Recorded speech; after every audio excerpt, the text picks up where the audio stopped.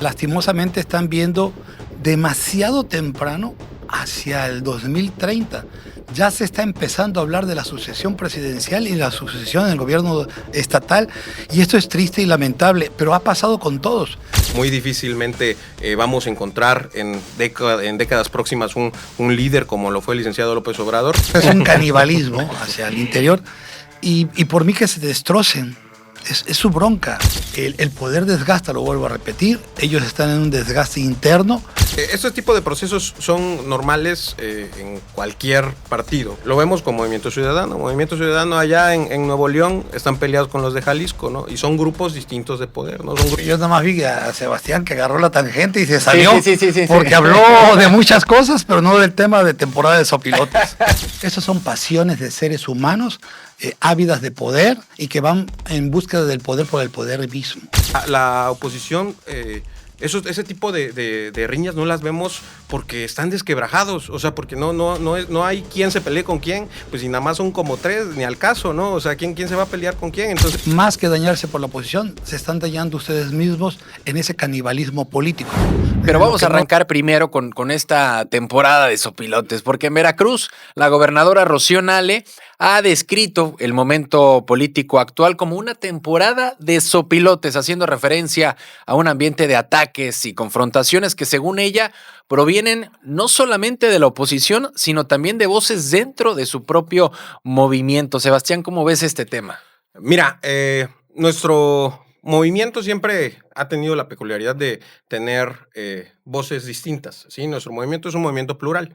Entonces, cuando hay ciertas voces que buscan criticar, buscan lacerar a quien actualmente hoy gobierna con muchísima responsabilidad y entrega a nuestro Estado, pues obviamente golpea, ¿no? Porque al final pues puede haber esta diversa forma de ver las cosas, puede haber inclusive críticas, ¿no?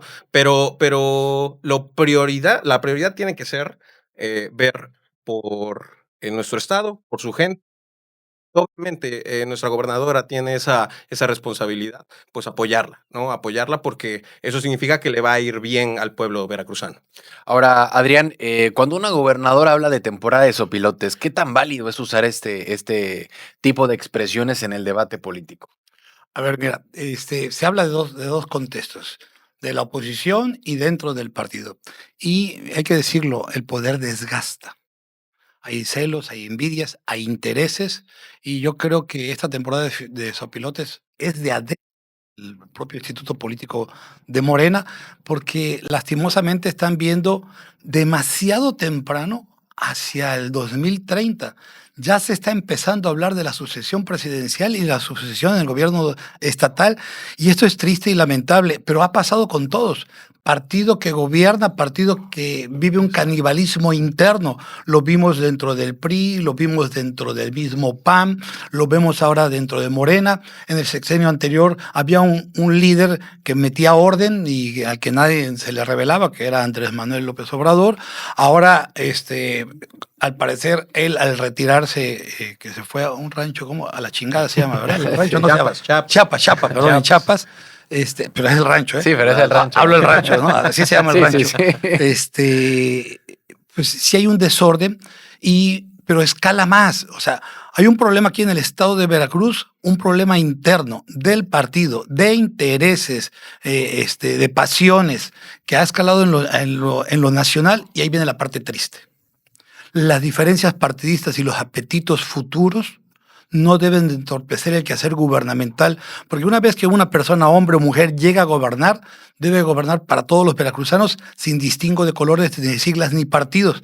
Entonces, ahí el apetito hacia el interior de los intereses de Morena está afectando el desarrollo, el crecimiento del pueblo de Veracruz, y es donde ahí no estoy de acuerdo. Y con el respaldo de los veracruzanos, ¿no? Porque ustedes mismos lo han dicho en esta mesa de debate, ¿no? La oposición también busca llegar a sumarse, porque al final, si a la gobernadora le va bien, pues le va bien a Veracruz, ¿no? Y eso yo creo que es lo que se busca, ¿no? Lo que buscan todos los partidos políticos al final de cuentas, aunque tengan diferentes maneras de ver las cosas, ¿no? Entonces, bajo ese tenor, desde cualquier labor que se tenga, desde cualquier cargo que se tenga, sea en el ámbito legislativo, en el ámbito ejecutivo, en cualquier lugar en el que esté uno presente en el ámbito político, pues debe de buscar eso, ¿no? O sea, si estás llegando a ver que hay puntos no tan fuertes, pues entonces con mi responsabilidad, con el deber que yo tengo como actor político, pues abono, ¿no? A que eso se vaya ahí sumando, ¿no? Y yo creo que eso es lo que se tiene que buscar dentro de nuestro partido, ¿no? Que al final apoyemos, vayamos bajo una misma línea, que eso no quiere decir que sea una misma forma de pensar, sino que al final es una misma manera de trabajar y darle esos resultados que la ciudadanía se merece. Ahora, Adrián, viendo todo este caso de Morena, de esta división del partido, de estos grupos internos que se generan, platicaba sobre todo en el primer bloque de que ya lo viste en el PRI, ya lo viste en el PAN, en su momento tal vez pasó en el PRD, pero ahora yo no entiendo por qué. El que no conoce su historia está condenado a repetirla y saben perfectamente que si ya pasó antes, puede pasar después y puede pasar en el presente, ¿no? A ver, en esos apetitos futuristas, digo, no me gusta meterme en la vida interna de los partidos, pero lo que se ve desde afuera y de manera respetuosa lo digo. Lo que se ve no se juzga. No se juzga, es un canibalismo hacia el interior y por mí que se destrocen.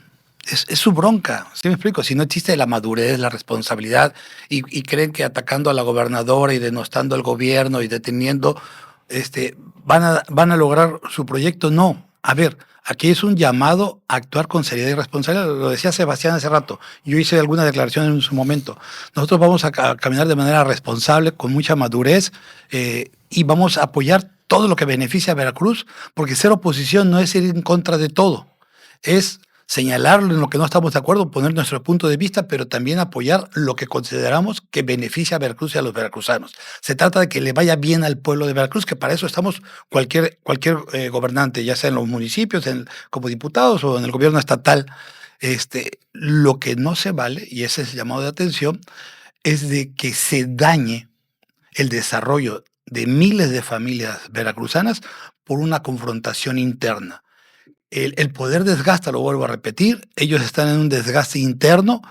Yo digo, actúen con madurez, con respeto, dejen que la gobernadora trabaje, que su equipo de trabajo avance, que le vaya a Veracruz y que tengan su competencia interna y que gane el que tenga que ganar. A nosotros no nos interesa, porque nosotros nos estamos preparando para ganarles, pero con trabajo, con resultados, con madurez, con responsabilidad, tratando de beneficiar al pueblo de Veracruz y siendo una oposición seria, responsable. Claro.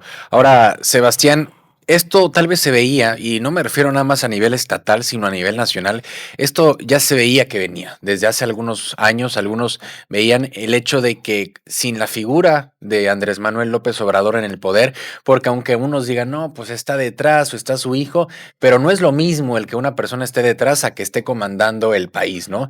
Ya se veía este posible desgaste, ¿no? Porque, a ver, un movimiento cuando puede llegar a crecer tan rápido, pues también a veces crece sin la estructura suficiente, y no me refiero a estructura política o estructura territorial, sino o estructura ideológica, sino lo que rápido llega, también rápido se puede ir.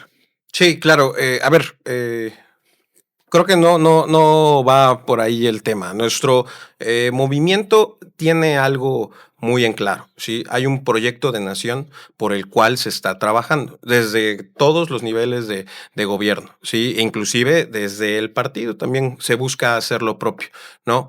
Ciertamente el legado que deja nuestro presidente Andrés Manuel López Obrador es un legado histórico. Muy difícilmente vamos a encontrar en décadas próximas un líder como lo fue el licenciado López Obrador, y tras su partida en el ámbito político, cierto que deja un hoyo, pero al final todos quienes integramos el movimiento tenemos que buscar hacer lo propio para que este plan de nación se pueda llevar a cabo, ¿no? Porque no es un plan de nación nada más de un sexenio, ¿sí? O sea, esto es un plan de nación que es transeccional, ¿sí? Que busca que este proceso de transformación no solamente se cumpla aquí, porque hay que entender algo, y es que las transformaciones no se dan ni siquiera en un periodo de 6 años, ¿sí? Tiene que pasar muchísimas décadas para que se vea el cambio en rubros muy importantes, ¿no?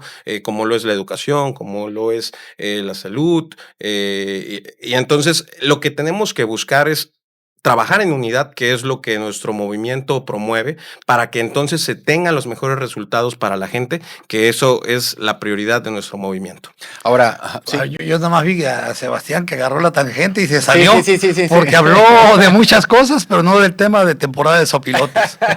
Se puso a hablar de Andrés Manuel, de lo que quiere Morena. No, él me preguntó, yo lo que veo- Proyecto de nación. Sí, proyecto de nación, que no tiene nada que ver. A ver, esas son pasiones de seres humanos ávidas de poder y que van en búsqueda del poder por el poder mismo. Porque aquí no tiene nada que ver el proyecto de nación. Yo no estoy viendo un proyecto de nación. Estoy viendo a un grupo de hombres y mujeres en una disputa interna dándose golpes por debajo de la mesa. Pero eso políticamente. Con medios, a través de los medios de comunicación, descalificando, maximizando las cosas y por mí destruyanse, peléense, arrebátense el poder, la lucha del poder y van a cometer los mismos errores que cometieron los partidos que estuvieron ya en la presidencia de la República. Sí. Más que dañarse por la oposición, se están dañando ustedes mismos en ese canibalismo político. Lo que no voy a estar jamás de acuerdo, que se lleven al pueblo de Veracruz entre las patas en sus apetitos personales. Ahora, Adrián, bajo tu experiencia en estos años, en estas décadas que has estado en la política, no es solamente a veces inclusive el mismo partido en el poder el que se está desgastando, ¿no? Lo vemos también en la oposición, en muchos escenarios, en el Partido Acción Nacional, en un PRI, ni se diga. ¿Qué tendría que hacer un dirigente estatal? ¿Qué tendría que ser un dirigente nacional viendo todos estos círculos que se están contraponiendo uno con el otro para buscar en realidad la unidad? Porque a veces es muy complicado y puede llegar a ser romántica la idea de un dirigente nacional a un dirigente estatal, decir, pónganse, vamos a ponernos la misma camiseta y vámonos todos para adelante, porque para las tomas de decisiones la mesa es contada y no todos pueden estar en la silla de las mesas de decisiones, y eso a veces puede llegar a frustrar dentro de muchos círculos dentro de los partidos, ¿no? A ver, lo vemos y quiero hacerlo. Morena hoy está viviendo una guerra de Morena contra Morena y lo vimos en el PAN. El PAN llegó a ser una fuerza política, bueno, gobernó durante 2 sexenios el país y en Veracruz llegó a ser, ya gobernó y llegó a ser una fuerza política, la primera fuerza política, y se autodestruyó. Hoy dentro del PAN se habla de grupos. Se habla de grupos y lo encabeza Juan y Pedro y Juanita y Chanita y todos los arreglos son que se arreglen los grupos. Ya no están pensando, y dense cuenta de esto, ya no están pensando en el pueblo, en los problemas del Estado, de cómo hacer un proyecto de nación, un proyecto del Estado, cómo sacar adelante los municipios. No se habla de propuestas, se habla de las guerras internas de Acción Nacional. El PRI está prácticamente moribundo, está prácticamente para desaparecer, y gran parte del problema del PRI fue esta lucha interna. ¿Qué sucede? Y ha sucedido en los otros partidos políticos. También hay una migración. Hay quienes al partido de poder migran desde otras fuerzas políticas y a veces el partido político tampoco está preparado para recibir tantas corrientes, tantas maneras de pensar y tantos intereses. Porque no migran por querer servir, migran porque quieren seguir mamando de la ubre de la vaca. ¿Sí? Me explico, así son las cosas. Y también le está pasando a Morena. Entonces tenemos a un PAN hiperdividido en Veracruz, prácticamente cayendo a órdenes del 12% estatal, un PRI a punto de desaparecer y un Morena que sigue estando en las preferencias electorales, ya disminuido porque ya no trae el mismo porcentaje, pero que se están, en un canibalismo político, se están atacando. Y reitero, destrócense, pero no se lleven al pueblo de Veracruz en medio. Quien gobierna, yo ahorita ya no veo si Rocío Nale, la gobernadora, el ingeniero Rocío Nale, es de Morena. Yo veo una persona que tiene la responsabilidad de gobernar, bien gobernar para todos los veracruzanos y sacar adelante a Veracruz. En lo que ella haga de manera correcta, nosotros desde el Congreso y como partido político lo vamos a apoyar. Y lo que haga de manera incorrecta desde nuestra perspectiva lo vamos a señalar y vamos a dar alternativas de solución. Se trata que le vaya bien a los veracruzanos, no que le vaya bien a un partido político, a un color, a una persona. Y entonces es un llamado respetuoso a que los actores nacionales y estatales actúen con seriedad, con madurez y que regresen a sus orígenes. ¿Qué tiene que hacer un dirigente? Meter orden. y decir, hey, ¿cuál es nuestro propósito? Bien servir, hagamos eso. Los apetitos en su momento. Viene el 27 y viene el 30. Esperen sus ansias. Estamos a 5 años y medio del cambio de la sucesión presidencial y de Sí, la claro. gobernatura. Es demasiado temprano. Es asquerosamente rápido lo que están haciendo. Claro, y puede llegar a pensar cualquier persona que, bueno, es que ahorita viene el 27, ¿no? Vienen las diputaciones, pero la realidad es que este escenario del 27, vemos todo lo que sucede, por ejemplo, Sebastián, en estos contextos, en estas guerras y todo, pero más que el 27, en realidad es justamente lo que decía Adrián, faltan 5 años y medio y lo que se está buscando es en realidad el control también de cierta manera del mismo gobierno, no me refiero estatal, sino de la misma federación, ¿no? Sí, a ver, este tipo de procesos son normales en cualquier partido. ¿Por qué? Lo vemos con Movimiento Ciudadano. Movimiento Ciudadano allá en Nuevo León están peleados con los de Jalisco, ¿no? Y son grupos distintos de poder, ¿no? Son grupos Acá están peleados, güey. No, Pues no lo sabía, ya me estoy enterando. Jamás mandaron al pobre Alfaro a ser director técnico de quién sabe dónde, porque le dijeron estoy enterando por Sebastián. No, imagínense, no. Primicia. No, hay que preguntarle. Oye, ahí sí escucharon por primera vez en la mesa Hay de que Noti. preguntarle Oye, a Pablo ahí sí- Lemus qué piensa acerca de Samuel ahí sí García. habla de porque- proyectos de nación transversal. No, es otro movimiento, movimiento que bueno, no es lo mismo que el Morena, ¿no? Pero es eso, ¿no? También hay que tener en cuenta que, bueno, la oposición, ese tipo de riñas no las vemos porque están desquebrajados, o sea, porque no hay quien se pelee con quién, pues si nada más son como 3, ni al caso, ¿no? O sea, ¿quién se va a pelear con quién? Entonces, pues justamente por eso es que no vemos tan notorias este tipo de riñas. Pero aquí ya les puse el ejemplo claro, ¿no? O sea, Nuevo León con Jalisco no se llevan. Y si no, vean el mitote que se hizo el año pasado cuando no definían su candidato, ¿no? Ahí es donde se puede ver que ese tipo de prácticas suceden en todos los partidos. Por último, considero que sí, ciertamente es algo muy rápido el estar pensando en procesos electorales a futuro. Ahorita la prioridad debería de ser trabajar por el bien del Estado, trabajar por el bien del país y quienes estamos en cualquier tipo de cargo público, respaldar y apoyar a que se pueda dar un mejor rumbo, ¿no? Esa yo creo que tiene que ser la prioridad, porque al final el que se tengan buenos resultados va a conllevar tener el respaldo de la gente, como actualmente lo tenemos, ¿sí? Si no lo tuviéramos, estaríamos hablando que el 27, pensando a ver qué vamos a hacer, porque vamos a perder más respaldo de la gente, más diputaciones, pero no es el caso. Entonces, lo que tenemos que buscar hacer es seguir dándole esos resultados a la gente por las cuales seguimos teniendo su respaldo. Claro, vamos a una... Sí, adelante. no, además puede ser una frase. Claro. Si no puedes, no repartas. Ya empezó a repartir por todos lados. Este caso que pues está cargado de matices mediáticos por el polémico montaje televisivo en el 2005 y pues está planteando dudas, Adrián, Sebastián, sobre la prisión preventiva oficiosa, ¿no? La responsabilidad de las autoridades y el papel sobre todo de los medios en la construcción de estas narrativas judiciales. ¿Qué representa, Adrián, qué representa para ustedes como actores políticos la liberación de Israel Vallarta después de casi 2 décadas de prisión preventiva sin sentencia? Estuvo 20 años en la cárcel sin una sola sentencia y después de 20 años le dicen, oye, ¿sabes qué? Pues no hubo Una disculpa, gracias. una disculpa, sí. Ya vete a tu casa, ¿no? No, es terrible. A ver, yo me adelanto en el tema y pongo el final al principio. Es una derrota del sistema judicial mexicano, porque es terrible. Es un caso muy mediático, muy difundido. Se había dormido, pero lamentablemente es el día a día en muchos de los estados, si no es que en todos los estados, porque esto se vive de manera estatal, a nivel nacional no es el único caso. Y yo creo que en un tema de que la balanza debería ser justa, es válido que una autoridad tenga una sospecha y encarcele a alguien en el que tiene alguna duda o una sospecha fundada. Pero también debe haber un instrumento en que defienda cuando suceden este tipo de cosas, hay responsables.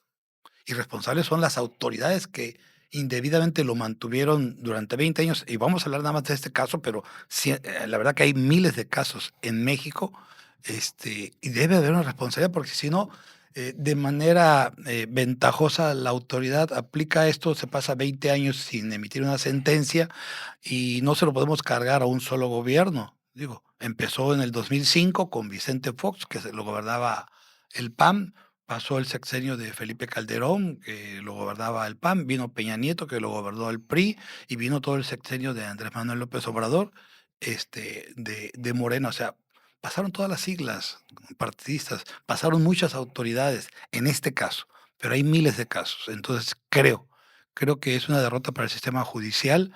Es lamentable que se den este tipo de hechos, de sucesos. ¿Quién le recupera a él 20 años de su vida? Porque hoy, ante los ojos de la ciudadanía, fue injustamente encarcelado, retenido, y pues tuvo que invertir tiempo, su familia. Vaya, son muchas las consecuencias, pero yo quiero reiterar, debería de modificarse la ley para que también se sancione a autoridades que mal utilizaron la ley. Claro. Ahora, Sebastián, digo, hablabas de que quedaba muy mal parado un partido Acción Nacional, pero pues también estuvo 6 años López Obrador en el poder, y dentro de esos 19 años también se lleva 6 de por medio un Andrés Manuel López Obrador, y también hay que recordar ciertas entrevistas, por ejemplo, Olga Sánchez Cordero diciendo que tenía 2 casos más Israel Vallarta, y después se vio que no era así la cosa.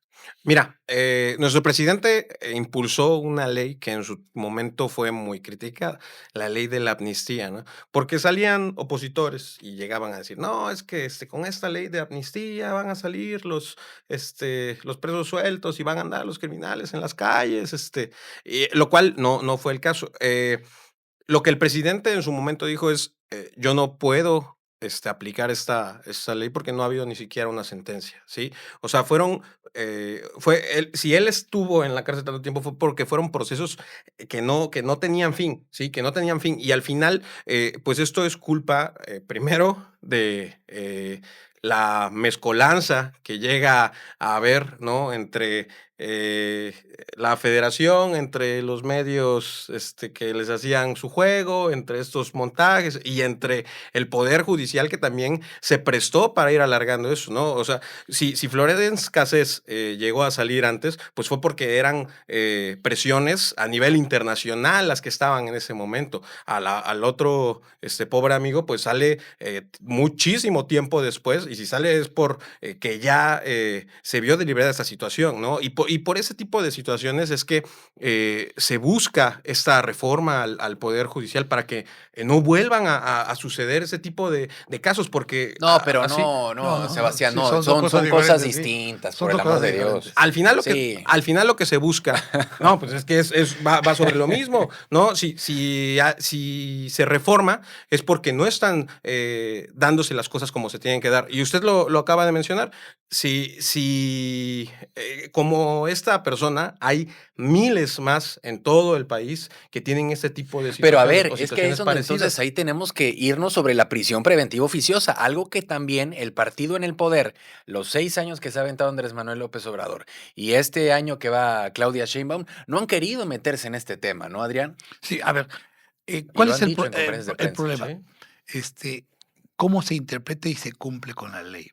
Y hay seres humanos, hombres y mujeres, que llegan a ser funcionarios y hacen una deformación de la ley. No quiere decir que la prisión preventiva oficiosa, en ciertos casos muy específicos, muy Sino que fundados, se agarre para todo. así es, pero ya se agarra como si fuera un relajo, y ya hay persecución política, también temas hasta personales, pero yo no quiero desviarme en un tema que para mí es fundamental de no salirme en esto. El, Muchas ocasiones, a ver, México no es de ahorita, lleva décadas con un problema en materia de seguridad pública, con grupos de la delincuencia organizada enquistados, cárteles, asesinatos, la famosa guerra de Calderón. Bueno, el tema de seguridad es algo que no nos debemos de acostumbrar y parece que nos estamos empezando a acostumbrar, que haya una estadística de una cierta cantidad de muertos a nivel nacional o por Sí, lleva estado. 100 menos, Así es, 200 y más. se justifica que se mejora porque disminuyen los muertos. Los índices. La realidad es de que buscaríamos que no hubiese ningún asesinato. En este tema, ¿qué sucede? A veces se buscan dar campanadas. Fíjense bien en la deformación del uso del poder y de la ley. Campanadas, y a veces se buscan chivos expiatorios. Y la autoridad, por mitigar la opinión pública, al primero que se le ocurre, se le Vamos aparece, sobre este. se le genera toda una escenografía y lo que actúa, digo, lamentablemente no es algo privativo de un estado, es a nivel nacional y también es parte de la deformación que existe. Entonces tenemos un problema de seguridad pública y tenemos un problema también en la procuración de justicia. ¿Cómo queremos que el pueblo confíe y crea cuando suceden todos estos casos? Y este caso, digo, que tiene mucha resonancia, pues a cualquiera le puede suceder. Y bueno, platicando de este caso de la prisión preventiva oficiosa, pues estábamos recordando el uso de este instrumento, el uso de esta herramienta, que no es algo que sea de un partido de Morena o que sea de un partido del PAN o del PRI, sino es una herramienta que se ha utilizado y como lo había platicado el diputado en los bloques anteriores, se ha prostituido, digámosle así, se ha abusado de esta herramienta. Y a ver, Sebastián, en lo que respecta al estado de Veracruz, y sobre todo dejando un ladito el tema de Vallarta, que después vamos a regresar, pues este caso de la prisión preventiva oficiosa lo hemos visto en todos los colores en los últimos gobiernos. A ver, yo creo que si alguien se puso a usar eso sin medida, fue el gobierno de Miguel Ángel Yunes Linares, ¿no? Entonces, ciertamente, digo, me mencionaban, hubo una discrepancia, ¿no?, con el tema de lo de la reforma judicial, pero se tienen que dar estos procesos de transformación, ¿sí? El que se empieza un cambio significa que paulatinamente se llevará a un fin que es lo que llegamos a esperar nosotros, ¿sí? El que haya este mecanismo puede llegar igual a que no se implemente en el tiempo actual, pero que sí de manera escalonada y de manera paulatina se vaya haciendo, ¿no? Es un mecanismo que sí tiene sus deficiencias, pero que lamentablemente se ha llegado a usar más que todo en la administración antepasada, para buscar sacar raja política, ¿no? Con Cuitlago no se usó. En la administración antepasada se llegó a ocupar mucho más y es algo lamentable que a nivel federal hayamos visto lo que se llegó a vivir bueno, empezó al final de Fox, pero todo el boom estalló con Calderón, ¿sí? Ya cuando Genaro García Luna actualmente en los Estados Unidos, yo creo que no va de paso, ese sí ya se va a quedar ahí para un buen tiempo, pues él ya estaba a cargo de la Secretaría de Seguridad Pública, ¿no? Y cómo junto con medios, junto con diversos poderes, se vieron sumados a que al final no era una guerra contra el narco, no era, no era perseguir a presuntos delincuentes, era simplemente beneficiar a un grupo que ellos estaban fomentando. Ahora, Adrián, se ha visto mucho el caso de que el Loret de Mola, que a mí me pareció impresionante cómo antes que ir sobre la justicia mexicana y que ir al gobierno, este tipo sale y dice, quiero una entrevista con Loret de Mola. O sea, se vio también algo muy raro, pero sin lugar a dudas, este caso debería llevar a una revisión profunda de la prisión preventiva oficiosa en el país, más allá del morbo que puede llegar a generar, que si fue montaje, que si no fue montaje, que Genaro García Luna, que Carlos Loret de Mola.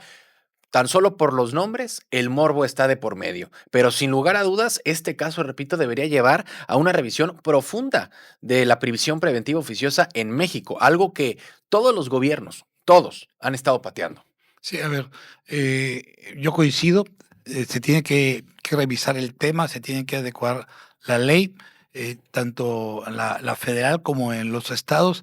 Es un uso indebido de un instrumento que la ley permite en casos especiales utilizar. Se ha abusado y se ha abusado en todos los aspectos. se han lastimado familias, a veces son flachazos que se quieren dar, pero no nos desviemos. Este caso de Israel Vallarta, para mí es una vergüenza para el sistema judicial mexicano. Así es. O sea, no puede ser que hayan pasado 20 años, que hayan pasado varios partidos políticos y que todo el mundo... ¿Qué sucede? ¿Alguien lo provocó? Sí. Un personaje oscuro como Genaro García Luna lo provoca indebidamente. No quiere decir que yo pueda decir si es inocente o no es inocente Israel Vallarta, pero lo provoca. Y luego también es el temor a tomar una decisión de los siguientes gobiernos. Oye, no estoy de acuerdo, pero mal me voy a ver si yo lo libero.